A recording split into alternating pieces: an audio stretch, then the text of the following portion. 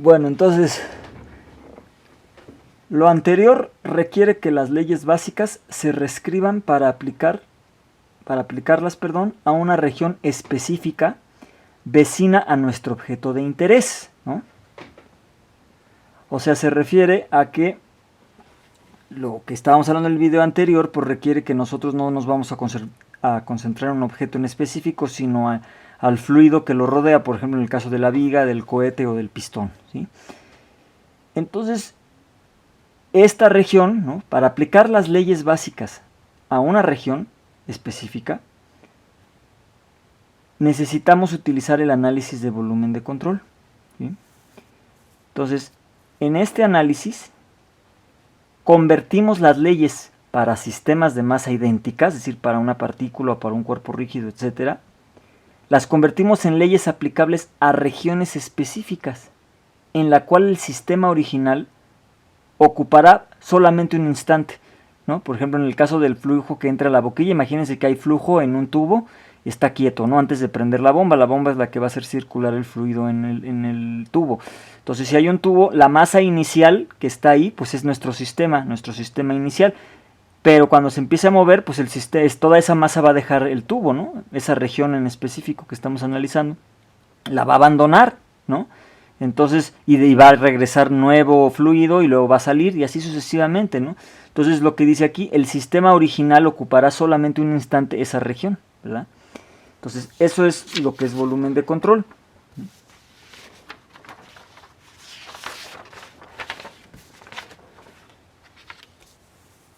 Entonces, el sistema, en este caso, el sistema pasa por la región en ese instante y después otros sistemas pasan por la región en instantes sucesivos, es decir, diferentes masas van entrando y saliendo a esa región, ¿sí? Sin embargo, nuestra atención no se va a concentrar en estos sistemas, es decir, en la masa que entra y sale, sino únicamente en la región por la que pasa, ¿sí?, la cual se conoce como volumen de control. Todo lo que necesitamos conocer es el campo de flujo en la región, es decir, cómo se comporta el flujo ahí, que se le llama la distribución de velocidades, ¿sí?, porque nos permite realizar simplificaciones, ¿no?, tales como velocidades uniformes, es decir, que sean constantes, tanto en las salidas como en las entradas del volumen de control, ¿sí? Entonces nosotros vamos a ver que vamos a tener propiedades promedio dentro de la región, como velocidades promedio, densidades promedio, etc. Pero también nos vamos a concentrar en lo que entra y sale, con qué velocidad, con qué densidad, etc., ¿sí? Todo eso nos vamos a concentrar. No vamos a seguir la masa, las partículas de fluido, pero sí vamos a ver con qué velocidad entran y con qué velocidad salen, etcétera, etcétera. Para eso es muy importante en las fronteras del volumen de control, pues conocer la velocidad o tener una estimación aceptable de la velocidad, que generalmente se usan velocidades promedio, ¿no?, o propiedades promedio, como la densidad, como la presión y por ahí alguna otra que se me está escapando, ¿no? Bueno, ¿qué hace difícil el análisis de los sistemas de masa fija, de masa idéntica? Pues que la extremada movilidad de un fluido hace que la identificación de un sistema en particular sea una tarea tediosa. No podemos identificar una masa porque es más difícil. Al aplicar las leyes físicas fundamentales en una forma adecuada para un volumen de control, esto es que el sistema cambia de un instante a otro, el análisis del flujo se simplificará considerablemente, es decir, el análisis de volumen de control evita la dificultad de identificar el sistema, es decir, de tener que andar siguiendo una partícula en específico, ¿sí? Bueno, entonces, el volumen de control, esta región, puede ser de dos maneras, ¿no? Es decir, el volumen de control se puede seleccionar de dos maneras fundamentales, ¿no? Es decir, vamos a separar aquí una clasificación de los volúmenes de control, ¿sí? Puede ser un volumen de control finito, es decir, una región conocida, o infinitesimal, es decir, un elemento diferencial. Entonces, cuando usamos el enfoque del volumen de control, el desarrollo de las leyes físicas fundamentales se estudia de dos maneras. En un volumen de control finito, lo que le llamamos análisis integral, ¿sí? O en un volumen de control infinitesimal, un elemento diferencial. Y a esto le llamamos análisis diferencial. Entonces, este enfoque lo vamos a ver este curso, este semestre. Y el enfoque de análisis diferencial lo van a ver ustedes en el siguiente curso, en el de mecánica de fluidos 2. ¿De acuerdo? Bueno, entonces nosotros vamos a ver el análisis integral de las ecuaciones de conservación de la mecánica de fluidos, ¿no? Ese es nuestro objetivo. Entonces debemos obtener un procedimiento que nos permita convertir las tres leyes físicas fundamentales, la de conservación que hablamos hace rato, las tenemos que convertir del enfoque de sistema al enfoque de volumen de control, ¿no? ¿Cuáles son las que vamos a usar? Bueno, pues ya lo habíamos visto, ley de conservación de masa, que en fluidos se conoce mucho como ecuación de continuidad, también como conservación de masa, pero la van a escuchar mucho como continuidad, ecuación de continuidad. Y la segunda ley de Newton del movimiento, pues nosotros le llamamos teorema del momento, teorema de momentum o ecuación del momento lineal, también le van a llamar ecuación de cantidad de movimiento. La cantidad de movimiento pues es sinónimo de momento lineal, ¿de acuerdo? Y la otra que vamos a utilizar mucho es la primera ley de la termodinámica, que nosotros en fluidos nos acostumbramos mucho a decirle ecuación de la energía. Acuérdense que esta energía pues es la cinética más la potencial más la energía interna, ¿de acuerdo? Bueno, muy bien. Antes de empezar a ver cómo le vamos a hacer para convertir las leyes de un sistema, convertirlas a unas leyes que nos sirvan para un volumen de control. Antes de ver eso, vamos a definir lo que es flujo másico y flujo volumétrico. ¿Por qué? Porque nuestro volumen de control va a estar delimitado por una región, ¿verdad? Va a tener límites, va a tener fronteras. Esas fronteras nosotros las vamos a conocer como la superficie de control, ¿sí? Es decir, la superficie que está delimitando nuestro sistema, nuestro volumen de control, perdón, ¿sí? Entonces, vamos a ver a qué le vamos a llamar flujo volumétrico y flujo másico, ¿sí?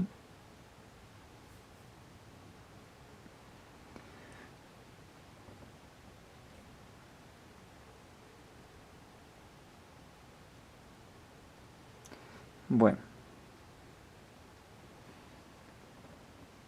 Entonces, imaginemos que esta es una superficie, cualquiera, ¿sí? Entonces, acuérdense que todas las superficies se definen con un vector normal a cada punto de la superficie. Entonces vamos a agarrar, ¿no? Vamos a preguntar, dice, esta es una superficie y aquí viene el vector velocidad. Imagínense que este es el vector velocidad de un fluido que va cruzando la superficie, ¿sí? Entonces, la pregunta sería, ¿cuánto volumen de fluido atraviesa S, es decir, la superficie S, por unidad de tiempo? Volumen por unidad de tiempo, pues es el gasto volumétrico. Entonces, ¿cuánto volumen por unidad de tiempo atraviesa la superficie S? Observen que la velocidad cambia con la posición, entonces debemos integrar sobre el elemento diferencial de área de A. Es decir, en cada punto de la superficie podemos tener un vector velocidad diferente. Entonces hay que integrar, hacer una integral de superficie, ¿sí? Entonces, se va a definir un elemento diferencial sobre la superficie, ¿sí? Este elemento diferencial sobre la superficie le vamos a llamar dA y ya sabemos que su vector normal es este. Y por aquí está pasando un vector velocidad. Observemos que el ángulo entre la velocidad y la normal le llamamos θ, ¿sí? Bueno, entonces, vamos a ver el siguiente análisis. Ahí donde en la figura anterior estaba, ustedes ya van a tener las notas porque se las mandé por correo, bueno, se las voy a mandar por correo. Yo creo que ya las tienen si están viendo el video. Este elemento diferencial, bueno, pues es el mismo que estaba en la figura de arriba. Y entonces de aquí voy a, imagínense que es un pedacito pequeño de área y está saliendo por aquí un pedacito de fluido, un elemento diferencial de fluido, ¿sí? La base del fluido le llamo diferencial de área y la altura del fluido le llamo dL, L de longitud. Bueno, en esta pared este vector velocidad, este vector velocidad, este vector velocidad, este vector velocidad. Bueno, en esta como pared, digamos, del elemento diferencial, aquí viene otro vector velocidad en esta pared, en la pared de abajo y en la pared de acá. ¿De acuerdo? Imagínense que es un elemento diferencial, un paralelepípedo rectangular que es un pedacito de fluido. Bueno, estas líneas son la línea de velocidad que pasa por esta área de A, diferencial de área. Pero observen que no necesariamente van en la dirección del vector normal. Entonces, ¿a qué le llamamos flujo? Pues flujo es la cantidad de fluido que pasa sobre la superficie por unidad de tiempo, pero en dirección normal a la superficie. Ese es lo que es flujo. Entonces, en algún momento vamos a tener más bien que proyectar la velocidad en la dirección normal de la superficie, porque recuerden que toda superficie se define con un vector normal, cada punto de la superficie. Bueno, entonces un pedacito de volumen, este pedacito de volumen, ¿cómo lo vamos a calcular? Bueno, pues va a ser dl, ¿sí?, esta distancia, pero proyectada en la dirección normal. Ahorita vamos a hablar de la proyección, pero cuando yo voy a proyectar algo en la dirección de un vector unitario, porque n es el vector normal unitario, pues se multiplica dl por el coseno de teta. Teta es teta es el ángulo que forma esta línea con el vector normal, ¿sí? Bueno, esta línea vendría siendo pues el vector paralelo al vector velocidad. Bueno, y entonces este sería dl, multiplicada por ¿quién? Por el diferencial de área. Altura por área, pues me da el volumen, ¿sí? Bueno, el coseno de teta, acuérdense que el coseno de teta en un ángulo entre b y n, en la figura de arriba lo tienen también, teta es el ángulo entre v y n, pues ¿cómo va a estar definido? Pues el coseno de teta es el producto punto entre los vectores, en este caso b y n, entre el módulo de los vectores, pero recuerden que el módulo de n es 1 porque es unitario, entonces el coseno de teta me queda como b punto n entre el módulo de la velocidad. El módulo de la velocidad, pues en realidad, ¿quién va a ser? Pues es en cuánto tiempo recorre esta distancia el fluido. Por eso es la derivada, dl sería dl entre un instante dt. Diferencial de longitud entre diferencial de tiempo. Esto le vamos a llamar la magnitud de la velocidad, ¿sí? Bueno, de aquí yo puedo despejar dl y me queda la magnitud de la velocidad por dt, ¿sí? Bueno, entonces de aquí voy a sustituir dl, lo voy a sustituir en la fórmula de arriba. Entonces el diferencial de volumen me va a quedar el módulo de la velocidad por dt, que vendría siendo dl, por dA por coseno de teta. Entonces esto es un pedacito de volumen que sale de volumen de fluido que sale de la superficie, este pedacito, ¿sí? Bueno, entonces haciendo operaciones más para acá, ¿sí?, me va a quedar que el diferencial de volumen es, observemos aquí, ¿no?, esto. ¿Quién es el módulo de la velocidad por el coseno de teta? Bueno, si yo lo despejo de aquí, el módulo de la velocidad por el coseno de teta me da b punto n. Y por eso b punto n es la proyección de la velocidad en la dirección normal. Entonces me va a quedar aquí que esto, b coseno de teta, es b punto n. ¿Por quién? Por el diferencial de área, por el diferencial de tiempo. Y este es un pedacito de volumen. Bueno, ahora yo le voy a llamar Q al gasto volumétrico. El gasto volumétrico es la cantidad de volumen por unidad de tiempo. Entonces lo que voy a hacer es multiplicar, ¿sí?, el volumen, ¿sí?, dividir este volumen entre tiempo, diferencial de volumen entre diferencial de tiempo, y eso le voy a llamar diferencial de gasto volumétrico, porque gasto volumétrico es volumen entre tiempo. Y de esta fórmula, si yo divido entre dt, pues este se cancela, entonces me queda b punto n por diferencial de área. Entonces observen, la diferencial de gasto es igual a esto por diferencial de área, es decir, el área de la superficie. Por lo tanto, esto es nada más el gasto de un pedacito diferencial de fluido. Por lo tanto, tengo que integrar, un pedacito diferencial de la superficie. Y entonces tengo que integrar en toda la superficie para encontrar el gasto total. Y eso es lo que tengo aquí, ¿sí? Ahora, ¿a qué le voy a llamar gasto másico? Gasto másico es multiplicar. Mira, aquí está el gasto másico, ¿no? El gasto volumétrico, perdón. Q es igual a la integral sobre toda la superficie de b punto n por diferencial de área. ¿Y a qué le voy a llamar gasto másico? Pues a la multiplicación de Q por la densidad. Fíjense, metros cúbicos entre segundo por kilogramos entre metro cúbico me da kilogramos entre segundo, es decir, gasto másico. Entonces al gasto másico lo multiplico por la densidad y me queda esta expresión de aquí abajo, densidad por esta integral. Pero en la mayoría de las aplicaciones la densidad también es una función de la posición, cambia con la superficie a veces, no generalmente en los problemas que nosotros usamos no, pero en muchos problemas la densidad cambia con la superficie, con la posición. Entonces si la densidad es función de la posición, por ejemplo en un flujo compresible, entonces la densidad tiene que entrar dentro de la integral. Y entonces la expresión más general del gasto másico es densidad, la integral sobre toda la superficie de la densidad por la velocidad proyectada en la dirección normal por el diferencial de área. Y a esto le llamamos gasto másico y a esto le llamamos gasto volumétrico o flujo, ¿no? Flujo volumétrico, flujo másico. ¿Sí? Bueno, y rápidamente unas simplificaciones. Cuando la densidad y la velocidad son constantes en toda la superficie S, tenemos la siguiente expresión.